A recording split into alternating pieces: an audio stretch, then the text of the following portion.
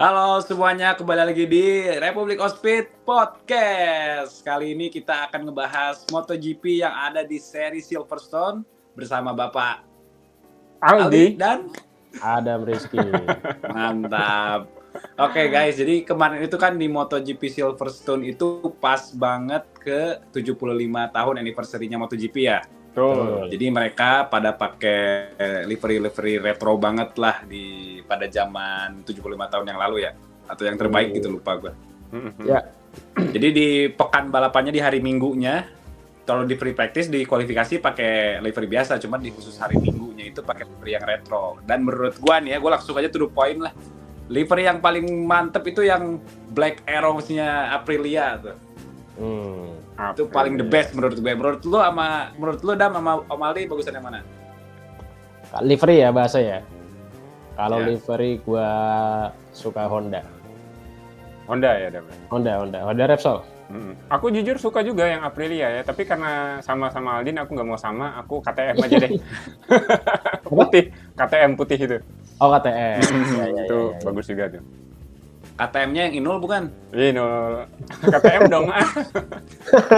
Lawas banget ya ketahuan umurnya ya. Tapi itu KTM-nya beda kan, bukan? Bukan, beda.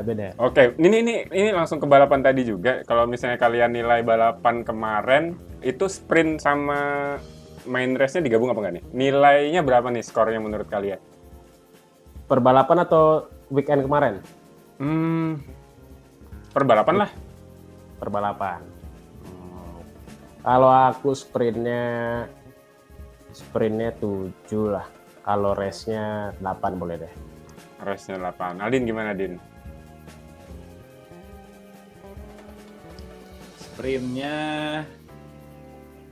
Sprintnya 7,5, balapannya Kurang ya? 7. Oke. Kalau aku Cukup lah, nggak kurang, cukup.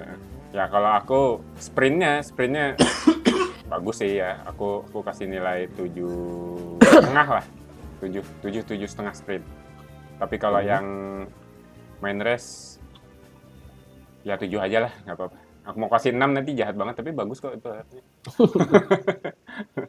Ya udah. Berarti pada lebih suka gue ya. Pada lebih suka sprintnya ya berarti ya? Iya, kayaknya sprintnya lebih ini ya. Oke. Ya, soalnya pas sprint tuh menurut gua tingkat si actionnya gitu lebih banyak dari pas Peko startnya bagus. Udah gitu juga, ini bukan penilaian ya, cuman review dari gua aja yang penting-pentingnya. Udah gitu si Pedro Acosta yang coba juga ngotot, karena entah kenapa si Pedro Acosta pas awal musim bagus, pas kesini kayak mulai makin ngedrop nih. Apa mungkin ATM-nya yang kurang atau gimana? Karena gue lihat semuanya Brad Binder sama si Jack Miller-nya juga kesusahan semuanya. Si Pedro Acosta yang sempat senggolan kan sampai si spoilernya copot tuh sama si Brad Binder. Binder ya. Seru tuh. Terus Marquez coba nusuk, habis itu ditusuk lagi sama si Pedro Acosta ya. Betul. Seru. Dan ya itu weekend yang perfect banget lah buat Enea, karena biasanya kan si Enea startnya kualitasnya suka jelek mulu kan. Ya.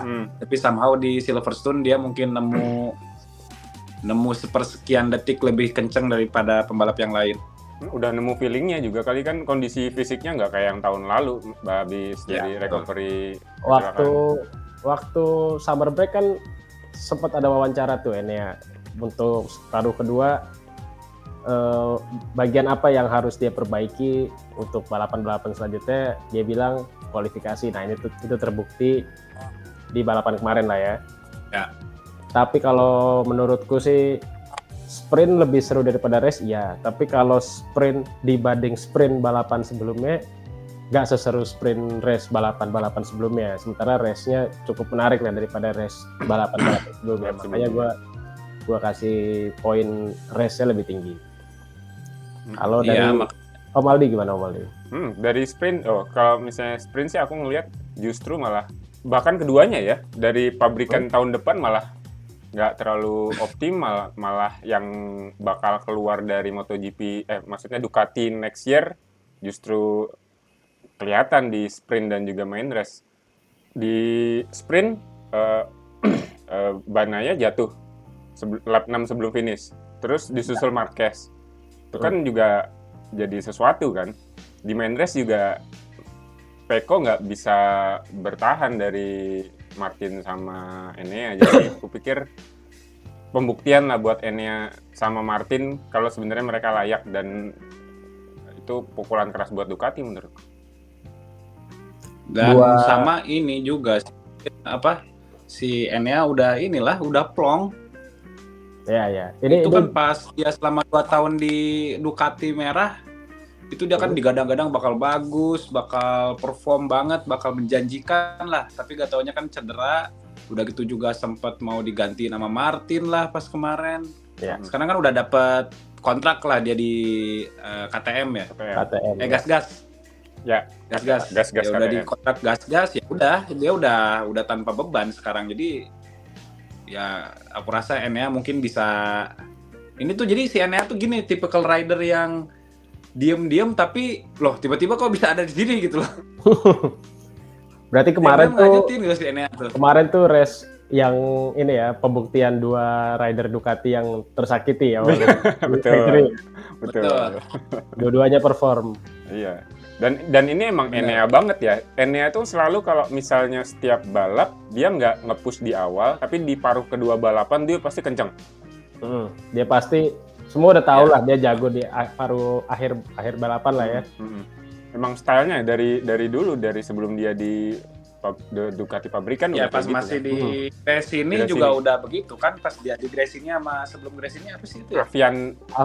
Avintia ya. Udah begitu dia pasti di beberapa lap terakhir udah punya sepersekian persen untuk nge-push.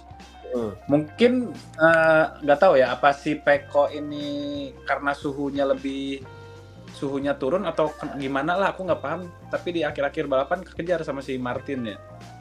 Soalnya kan ada sensor si tekanan angin juga, itu kan lumayan dipertimbangkan juga tuh. Kadang ada yang sengaja dikurangin tekanan anginnya supaya bisa nge-push biar ngisi gitu si tekanan anginnya. Atau kenapa nggak tahu juga tuh.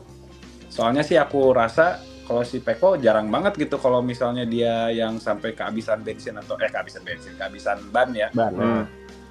Jarang banget gitu Peko kayak begitu tuh. Kalau gue baca sih dari motorsport.com ini kan ada perubahan sedikit kompon di Michelin ya. Dari Michelin ya, katanya sih dengan kompon baru ini dengan ban belakang yang lebih ngegrip itu kalau mau low side itu lebih nggak ketahuan gitu katanya. Makanya dia jatuh di sprint kan. Ya. Mungkin dia lebih ke main aman kali ya. Kelihatannya sih. Tapi secara overall Ducati dari hari Sabtu ke Minggu improve-nya banyak ya. Ya. Karena di sprint Aprilia kan bisa ke 3 ya, Espargaro ya.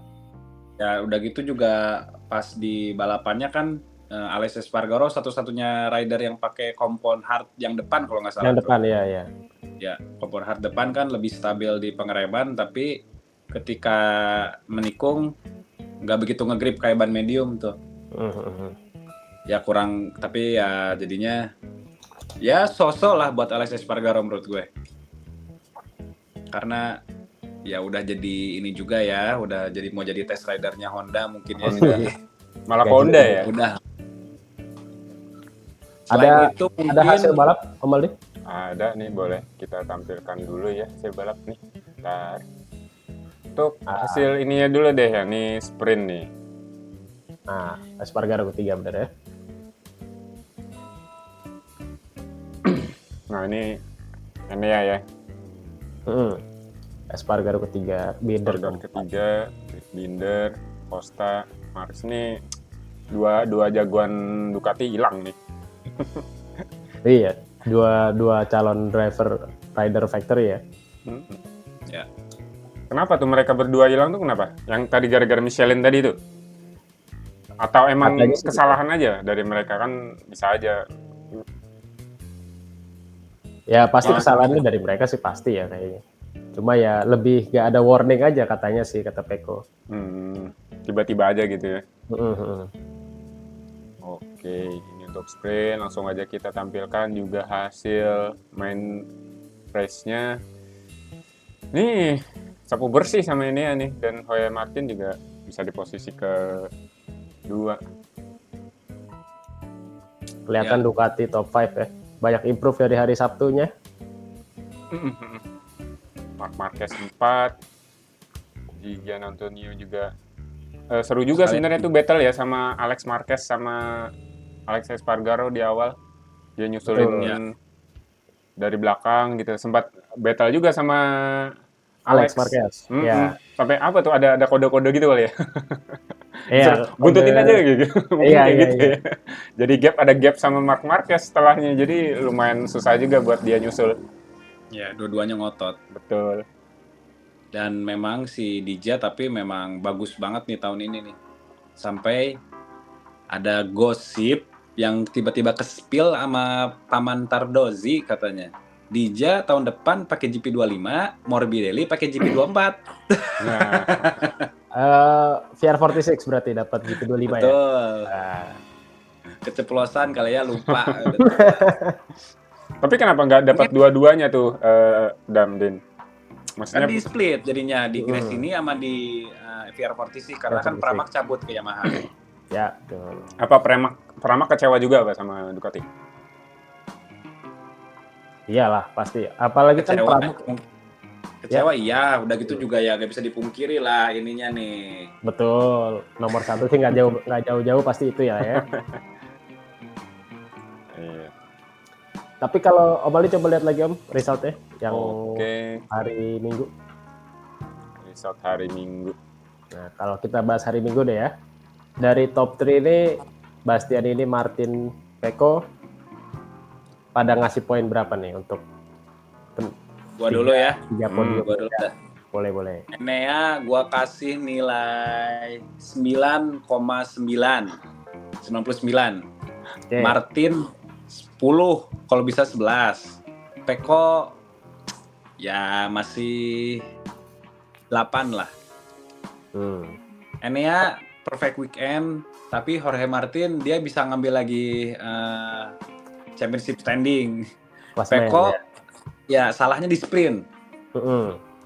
Salahnya di sprint, dia jadi harus kehilangan poin. Sebenarnya waktu dulu banyak banget orang tuh ridernya yang mikir tuh sprint nggak penting-penting amat gitu. Tapi udah sekarang nih poin sprint pun kayaknya udah harus ambil cuy. Karena menentukan juga di akhir ya. Ini lumayan juga walaupun nggak Lumayan soalnya. gede banget ya. Iya. Kalau menurut lo berapa, Dam? Kalau kata gue Bastian ini 100, 10 lah, perfect. 10.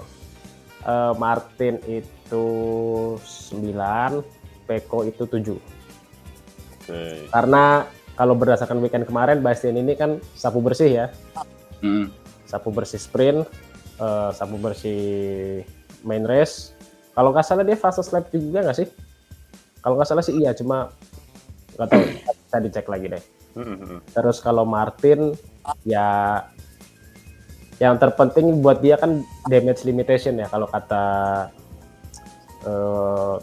bosnya Pramac kan yang penting finish di depan Pecco gitu, nggak harus menang, yang penting depan Pecco kan, dan terbukti sprint dan main race-nya dia sesuai dengan targetnya. Sementara Pecco tuh hilang banyak sebenarnya di sprint ya, karena crash tadi kan. Iya. Kalau Dan udah gitu juga Martin nih tahun ini gua rasa Martin beda banget sama tahun sebelumnya ya. Meskipun masih suka ada kesalahan-kesalahan, tapi kayak si Martin sekarang lebih nggak berapi-apinya kayak tahun lalu gitu. Sekarang tuh kalau dia udah posisi 2, udah gitu ngelihat Enea udah mulai nyusul, enggak yang Otot gitu ya. otot banget Ya, gitu. ya. Ya wiser lah, bagus. Ya bagus, pembalap udah mulai bijak dalam balapan udah bagus. Karena Martin kemarin kan kekurangannya dari situ tuh. Kalau Mali gimana nih penilaiannya? Kurang lebih sama ya, aku mau ngasih nilai Enea itu 10 tadinya. Terus Jorge ya 9, Pecco 7,5 mungkin masih oke, bahkan mungkin kurang ya, aku mau ngasih 6 cuma gimana, karena dia juara dunia ya, kok masih kayak gitu. Bahkan dia di akhir balap udah deket banget sama Marc Marquez sebenarnya. Udah mau susul. Tapi ya kembali masih selamat lah dia. Itu sih kalau dari aku, karena emang N-nya bagus banget di Silverstone. Ya untuk yang rider lainnya mungkin Dija mungkin lah yang menurut gua weekend yang oke lah, soalnya cuman Mark sama Dija doang yang bisa bawa GP23 kayaknya. Ya ada GP23. Bezeki, Ales, Soso gitu semuanya. Morbidelli apalagi. Malah Ya Morbidelli bikin perkara kan, Morbidelli ya udahlah, udah ke laut itu. di mana, di sprint dia bikin ini kan, dia overshot kan. Ya, yang di turn, Ya. yang di turn pertama dia bikin Bezeki crash itu yang waduh ngeri juga lumayan tuh. Yang kedua juga nggak gimana banget, yang main race-nya nggak istimewa juga. Ya, Betul. Dija, Mark is Mark. Pasti ketutup sama skillnya. Dija juga oke banget. Sama satu lagi mungkin rider yang oke. Ya, Pedro. Aku berharap sebenarnya Pedro bisa kasih pertunjukan yang jauh lebih seru ya. Nggak tahu kenapa kemarin ya. Tapi kurang kayaknya emang KTM-nya yang jauh ketinggalan deh. Ada gitu Brad Binder juga kemarin kan kenapa tuh? Kayaknya bermasalah juga pas start. Untung Ya. dia nggak ketabrak sama rider yang di belakangnya kan. Dari start itu ya, dia langsung angkat start. tangan kan. Iya. Tapi kalau kata gue yang paling disayangkan itu Vinales sebenarnya. Vinales Ya. angin-anginan, kadang bagus, kadang jelek, lagi bagus Kalau- bagus banget. Kalau lihat dari Aprilia, Espargaro-nya bagus. Kalau lihat dari track recordnya Vinales di Silverstone, bagus. Kemenangan pertama sebenarnya. dia, ya kan? Ya Suzuki Suzuki Yamaha dia dulu. menang di situ. Seharusnya Vinales bisa mirip-mirip Espargaro atau mungkin di atas ya kalau menurut gue sih. Tapi nggak tahu kenapa ya kemarin Kalau ya. Vinales mah nggak tahu gue masalahnya di mana, ada aja gitu loh masalahnya tuh. Iya, nggak bisa 100% Udah terus bagus, gitu. startnya jelek. Udah Betul. ini jatuh atau enggak ada aja gitu loh. Padahal skill oke lah, udah gitu pengalaman udah semuanya udah oke. Gak tahu gue kenapa yang kurangin dari si Vinales tuh. Nasib. Sip. Kalau skill sih nggak diragukan sih kalau kata Iya. gue. Cuma konsistensi aja kayaknya ya. Aprilianya juga udah baik loh, udah ditungguin gitu loh dari dulu. Lu bayangin berapa tahun di Vinales di Aprilia ditungguin sama Aprilia loh. 4 tahun. Iya baik loh. Kalau di Makanya. tim yang lain kayak di MotoGP Morbidelli aja cuma setahun udah Dibuang aja. Iya gara-gara itu juga diselamatin sama Paduka Aprilia. Rossi. Aduh, Rossi. Baru Rossi ya. Nah, berarti dari balapan kemarin Martin berarti bisa kembali lagi dong ngelit championship Masih ya. lead, Championship, masih ya. lead, tapi masih balap rondenya juga kan masih ada beberapa seri ke depan masih sangat inilah masih inilah masih tipis-tipis jadi masih cukup gak ada breathing space lah untuk Martin sama Pecco nih. Enggak ada. Yang jelas sih meskipun gua tuh seneng banget sama Pecco, gue suka lah sama si Pecco, tapi entah kenapa gara-gara si Martin di PHP-in sama Ducati, gue jadi lebih udah Martin harus juara dunia biar bawa nomor satunya ke Aprilia. Aprilia itu dia. itu lucunya sih gitu ya kalau Martin juara dunia ya. Gila sih. Cuman itu. yang gue jadi penasaran nih Dam ya. Misalnya Martin, Pecco kan udah jelas ini pertarungan gelar juara dunia ya. Ya. Pecco udah jelas di kontrak udah berapa tahun, Martin udah dikontrak sama Aprilia. Nah, apakah itu sampai misalnya kalau misalnya pertandingan gelar juara dunia ini sampai kayak tahun kemarin sampai seri akhir, apakah si Martin ini bakal tetap di full support sama Ducati atau bakal tinggal? Bakal ya udah gitu loh, ya udah lo terima adanya gitu loh. Karena kan pasti gak mungkin lah, Ducati pun pasti pengennya factory dong. ridernya. Ya kan? ya iyalah. Ya. Apalagi dengan sekarang Martin mau ke Aprilia. Waktu kemarin sih gue lihat juga di artikel di motorsport.com juga katanya itu Pramac sama Martin berasa lebih sepi dibanding sebelumnya. Kayak gak ada feedback dari Ducati-nya ya. Makanya ini nih. Kayak kerja sendiri berarti mereka ya, nggak ada support dari Ya, memaksimalkan yang ada udah jadinya. Mungkin kalau technical support sih mungkin tetap ya, cuma kayak feedback atau segala macam mungkin nggak full kayak sebelum-sebelumnya. Feedback, update pasti nggak bakal dikasih tahu ke Martin, gue yakin. Ya. Iya, karena pasti mereka prioritasin Peko atau bahkan Nah, Marquez udah ya. gitu pasti kalau ada update dan ataupun data kan ya pasti ini si Martin bisa ngasih tahu ke Aprilia pasti kan nanti tahun depan. Iya, betul, makanya. Ya tapi Ini gimana bakal- ya, Martin juga bakal ngasih bocoran ke Aprilia yang sudah ada info yang ada ya, mau gimana Nah. pun. Tapi kalau Ya. kalau ngomong-ngomong Aprilia nih, Aprilia itu tahun depan semua ridernya baru loh. Betul. Iya juga. heeh. Yang Kalau- satu pensiun, yang satu sakit hati. Ya, kalau Aprilia emang mau nggak hilang data sama sekali, sebenarnya dia harus kontrak lagi Oliveira. Nah, masalahnya kan si Oliveira denger-dengernya kan mau ke Pramac Yamaha nih.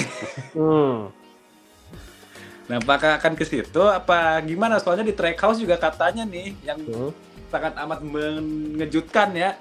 Dengar-dengar kan kalau Raul Fernandez udah ditekan kontrak. Ya. Nah, yang satunya lagi katanya bukan Joe Roberts loh, Siapa tuh dia? malah Ai Ogura loh. Nah, ada Ai Ogura loh bakal ke Trackhouse. Berarti di Ai Ogura pasti gue yakin di kontak juga sama apa Idemitsu LCR Honda lah gue yakin. Cuman yang gue heranin kok ke Trackhouse ya. Raul Fernandez anak kesayangan dan udah jelas ya udah berarti gitu sih menurut gue. Kalau gue jadi Raul Fernandez mah ya udah gue maksimalin kesempatan itu. Sama di city yang lain yang belum keisi siapa ya? Mau ngebahas dulu pabrikan Honda sama Jepang nggak? Tapi ya gitu-gitu aja sih. Yang belum keisi itu LCR tuh belum. Si Arzar kok masih nggak? LCR kan kakaknya doang yang masih tanda tanya. Ya. Tamat. Joan Mir gak ada. Joan Mir kan udah nggak ada lagi offer ya udahlah di Honda lagi meskipun begitu kan. Ya, Jack Miller tuh nggak tahu kemana tuh. Ya, Jack Miller Katanya kemarin dengar gosip malah mau ke WSBK Aruba IT gantiin Alvaro, cuman katanya itu cuman gosip doang katanya. Orang sebenarnya nggak ada. Ininya apa namanya? Klaimnya Jack Miller dia nggak ada tawaran di MotoGP dan nggak ada tawaran di WSBK. Betul. Udah bertani padahal kali. Di posisi factory WSBK Ducatinya sendiri kan udah direbutin sama si Petrucci sama Iannone itu. Iannone ya. Iya, nggak mungkin ya ujuk-ujuk masuk ke Aruba itu ya, kayaknya nggak mungkin juga ya. Iyalah, tapi bagusnya pabrikan Italia tuh begitu, tapi mereka tuh masih nanya lo ke depannya mau gimana. Udah gitu kayak si Petrucci aja kan ditanyain mau balapan di mana, mau diapain di itu, kayak diurusin banget lah bagusnya. Ya karena Petrucci orang Italia juga kali. Martin ditanyain kan, gitu nggak? Orang Martin ditanya kamu kemana? Enggak kan? Langsung aja brak gitu. Itu Alvaro diambil lagi, ditarik lagi Alvaro. Alvaro kan yang bukan Ducati nggak sih? Nggak sih? Gimana Dam? Ya, tuh. Yang hebat itu manajernya bukan Ducatinya, kata si Adam. Oh. Ya. Gitu. Ini ya tapi masih diperhatikan lah. Ini aku tampilin lagi ya untuk Riders Championship MotoGP. Ini balik lagi ke MotoGP kita nih. By the way, kita tadi bahas soal Martin sama Bagnaia, yang poinnya kemarin sempat Bagnaia ambil lagi nggak sih posisi puncaknya? Ya. Terus diambil lagi kan oleh Martin. Ya.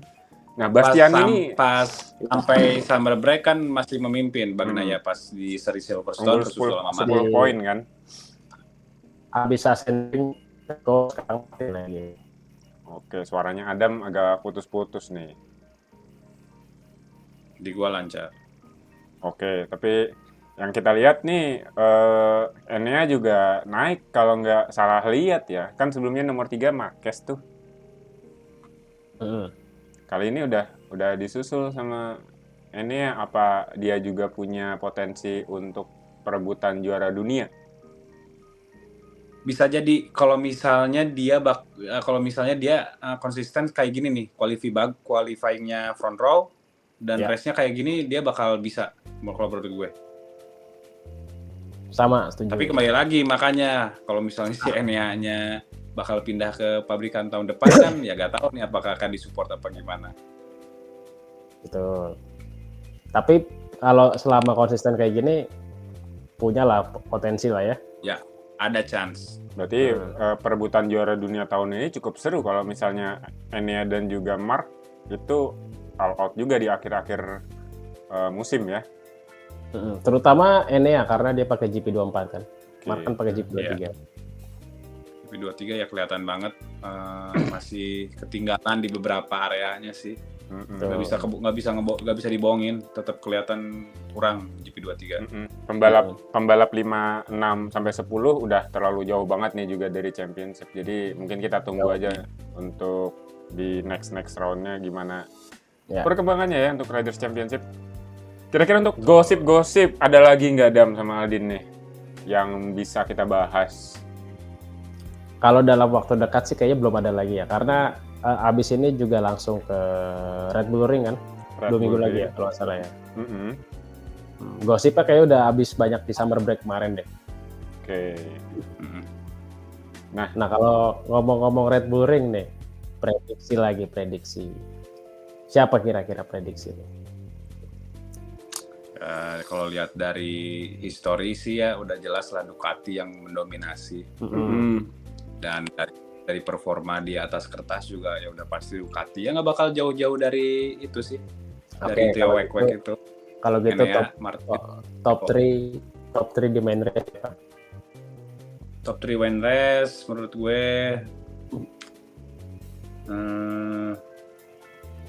Pecco,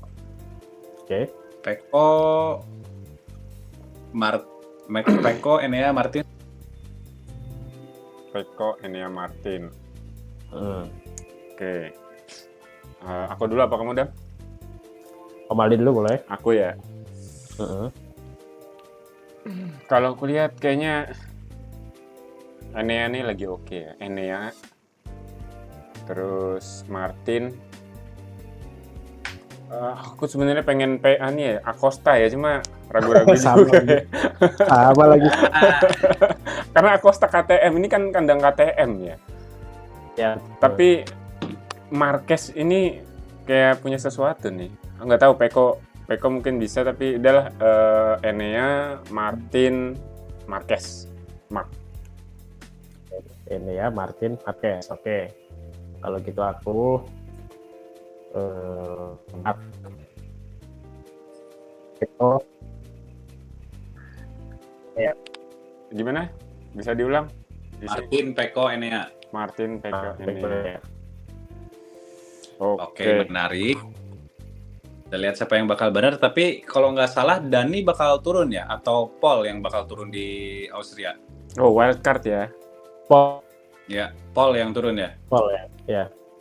Jadi kalau nggak salah Paul terus Dani di Misano. Kalau nggak salah gitu ya.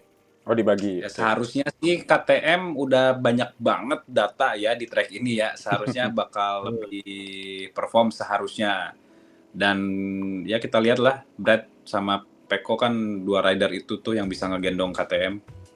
Kita juga bakal lihat gimana update-nya dan kayaknya ini bakal seru sampai akhir musim lagi sih. Tuh, harapannya sih kayak gitu ya biar MotoGP naik lagi nih. Ya. Ya mau. Oke. Ya udah itu doang. Berarti itu pembahasan podcast kita pada hari ini Adam dan Aldin ya. Oke, semuanya. Jadi segitu aja. Ada lagi yang mau dibahas? Mungkin ini doang sih, satu lagi deh. Apa tuh? Pengen ngomen, cuman takut dihujat. Apa tuh? Tapi gak apa-apa lah. Ini tetap kita harus acungkan jempol juga sama kita patut berbangga lah. Kita ada Mario Surya juga yang di Moto2. Dia satunya rider Indonesia bisa dapat poin di Moto3 sama Moto2. Dan kemarin itu dia udah battle di posisi ke-11 dia kalau nggak salah. Ya. Terus aku kan sering mantauin juga free practice-nya nih. Free practice-nya pun bagus, cuman beda-bedanya cuma 1,2 nggak nyampe 2 detik gitu. Jadi 1 sampai 15, 17 tuh gap-nya cuma 1 detikan doang gitu. Jadi menurut gue itu udah improve yang benar-benar bagus banget sih menurut gue.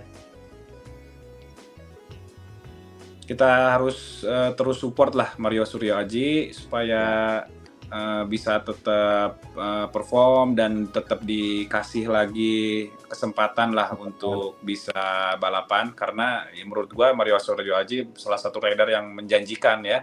Selagi menunggu Veda juga nih yang bakal datang super kenceng juga ini anak nih, si Veda nih. Oke. Oke, sejauh ini sih itu aja. Selebihnya mungkin kita bakal ketemu lagi di next podcast di balapan WSBK berarti seri ya. Ya. Oke. Oke, jadi begitu aja ya guys. Jangan lupa. Jangan lupa tonton terus Republic of Speed Podcast ya teman-teman. Dan thank you berat buat sponsor kita Robas App dan juga Pizza Hut Delivery yang ngasih kita asupan gizi terus sampai kenyang. Ya. Ya, memberikan kegiatan kepada kita juga ini. Terus kalau buat yang nonton juga mungkin kalian pengen kita bikin konten-konten bahas apa gitu, atau bikin konten bahas kenapa sih ban MotoGP sekarang misalnya itu asimetris, atau enggak kenapa sih ada pertanyaan-pertanyaan gitu, tinggal kolom komentar aja.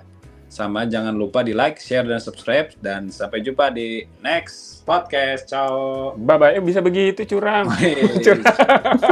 Curang bisa begitu. Oh, nggak bisa. Yaudah, bye-bye. Guys, bye-bye. Bye-bye. Bis kota. Bye.